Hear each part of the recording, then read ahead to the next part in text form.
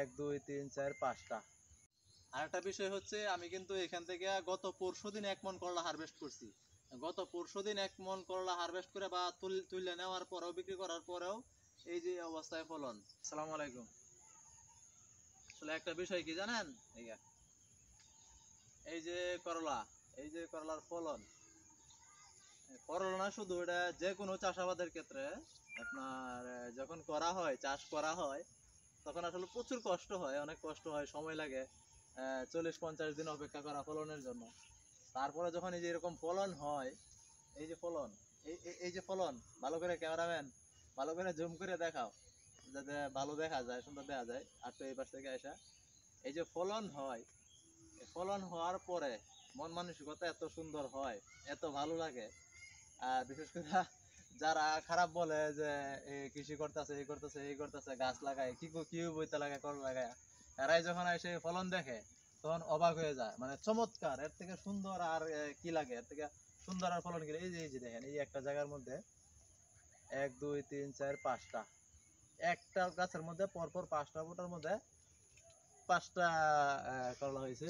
এই যে এখানে 3টা বোটার মধ্যে 3টা, অর্থাৎ পুরা ক্ষেত জুড়ে শুধু করলা আর করলা। এবার উপরে অনেকগুলা ঝুলে আছে, নামানোর সময় পায় নাই। আসলে মাশাআল্লাহ, আলহামদুলিল্লাহ, আল্লাহর নিয়ামত, আল্লাহর দেওয়া নিয়ামত যে কত সুন্দর হইতে পারে। এই হচ্ছে আমার করলার প্রজেক্ট। তেমন কিছুই আহামরি কিছুই করা হয় নাই। সার দিয়ে বীজ লাগানো হয়েছে, বীজ লাগানোর পরে মাচা দেওয়া হয়েছে, নিয়মিত হচ্ছে ছত্রাকনাশক এবং কীটনাশক নিয়মিত স্প্রে করা হয়েছে। আর এতেই মাশাআল্লাহ এরকম ফলাফল। এদিকে হচ্ছে, এদিকে ক্যামেরা দাও, এদিকে হচ্ছে এই যে ফলন দেখতেছেন পিসা, এই যে ফলন দেখতেছেন, এগুলো হচ্ছে একটা জাত। এটার জাত হচ্ছে পালি প্লাস। হ্যাঁ, এটা হচ্ছে পালি প্লাস। আর ওইদিকে এই যে 2 বেটার মাঝখানে লাগাইছিল পালি প্লাস, আর ওইদিকে আর 2টা বেড আছে, ওই বেটা লাগাইছিল অন্য একটা জাত। এদিকে এদিকেও মানে সেম ফলন। এদিকে ক্যামেরা নিয়ে, এদিকে ক্যামেরা নিয়ে, ওইদিকে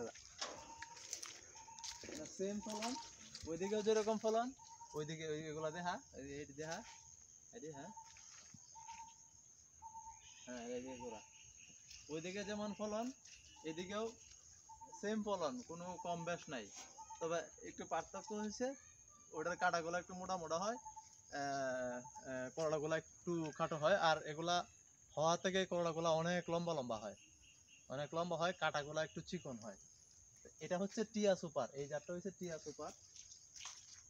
আর ওই পাশেরটা হচ্ছে পালি প্লাস। হ্যাঁ, এই যে উপরে ঝুলে আছে, এগুলা নামানো হয় না এখনো। মাশাআল্লাহ, আলহামদুলিল্লাহ, আমার ভালোই লাগে। আমি আসলে যে কোনো চাষাবাদ করার পরে যখন এরকম ফলন হয়, এরকম দুর্দান্ত ফলন হয়, দারুণ লাগে। এক কথায় অসাধারণ ফলন হয়েছে, মানে বলার মতো না। আর এরকম না যে খালি ফলনই হয়েছে, ফলন হয়ে শেষ, ফলন হয়ে শেষ না, দুর্দান্ত দামও আছে। 60 টাকা কেজি, 60 টাকা কেজি হইলে প্রতি পিস পড়তেছে হইলো 15 টাকা। মানে 4টা দিয়ে 1 কেজি হয়, 4 পিস দিয়ে 1 কেজি হয়, আবার 3 পিস দিয়ে 1 কেজি হয়ে যায়। তাহলে প্রতি পিস আমার 15 টাকা পড়তেছে। আলহামদুলিল্লাহ, দোয়া করবেন সবাই আমার জন্য, আমি যেন এভাবে কৃষিতে ভালো কিছু করতে পারি ইনশাআল্লাহ।